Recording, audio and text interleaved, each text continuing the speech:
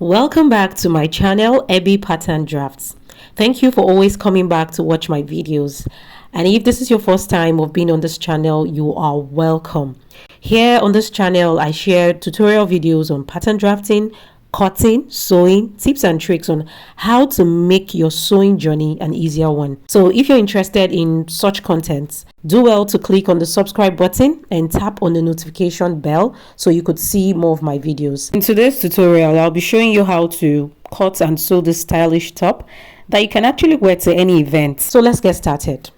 So I'm using a yard of fabric, and this style should take you about 30 minutes to sew, but if you're a beginner, it could take you a little bit more. Also, if you're using more than 1 yard of fabric, you will need to measure your desired top length, sleeve to sleeve measurement running across the shoulder. So I'm folding my fabric into 4, ensuring that this part, where some people call the English edge or English mouth, will be at the bottom of the top. I'm going to use that part as the bottom of my top. So fold exactly the way I'm folding it. That is if you're using 1 yard of fabric. This fold is the shoulder line, and then the wideness of the top this way. And I'll be taking the length of the top from this shoulder fold downwards. So I'll be splitting the fold. Because of the black strap design, I'll be attaching to the center front panel. Afterwards, you separate the front panel from the back panel. This edge you see will be my center back, and this will be my center front. For a clearer view, this is my center front and this is my center back. For the neck, measure 3 inches for the neck wideness and measure 1.5 inches for the deepness of the back neck. And then you cut. Measure 8 inches for the deepness of the front panel. Cut it in a V-like shape like this and split the center front fold. Because I'll be using this black strap design to the center front panel. Blend cut this sharp tip so it flows very nicely. Place the back and the front panel together to cut the armhole and the side of the top. Measure 10.5 inches downwards. You can decide to take 1.5 inch in at this sleeve opening point and shape like so.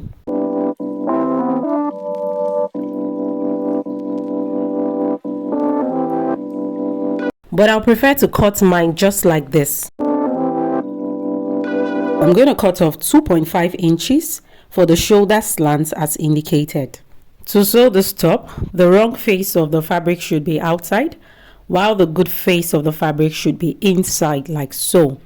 Now look at the center of my back panel. I have already sewn the back dart in, and this is how I sewed it. Sew from the center neck downwards to 1/2 inch in at the waist region, and then continue sewing, ensuring you curve the dart at the bottom like the way the dart is shaped at the neck region.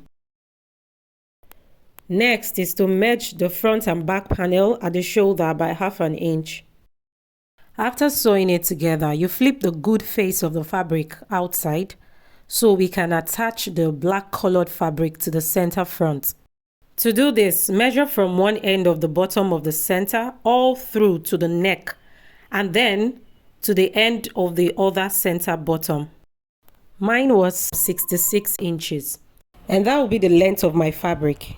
So I'm using a crepe fabric for the black colored strip, and I'm folding by 3 inches and a quarter sideways at the longest edge of this fabric, ensuring that the length is 66 inches. Another way to do this is to just measure 6.5 inches sideways at the edge of the fabric and mark it downwards till you get 66 inches length. So please note, mine might be 66 inches length, while yours might be more or less. So just work with your own measurements.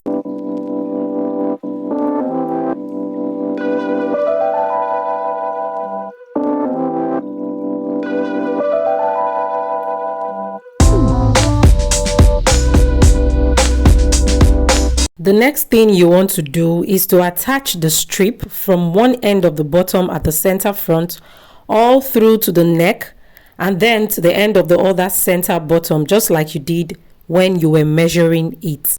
As you can see, I've gone ahead to attach it, and this is how it looks like. To seal up the center line, measure from the shoulder 8 inches downwards for the neck deepness. Turn the wrong face of the fabric inside out and start sewing at that 8 inches mark downwards by 1/4 of an inch straight to the bottom. And I've stitched that already. Go ahead and sew in 1/2 inch at both sides of the top, that is the right and the left side, and finish up by folding in the bottom part and the sleeve edge.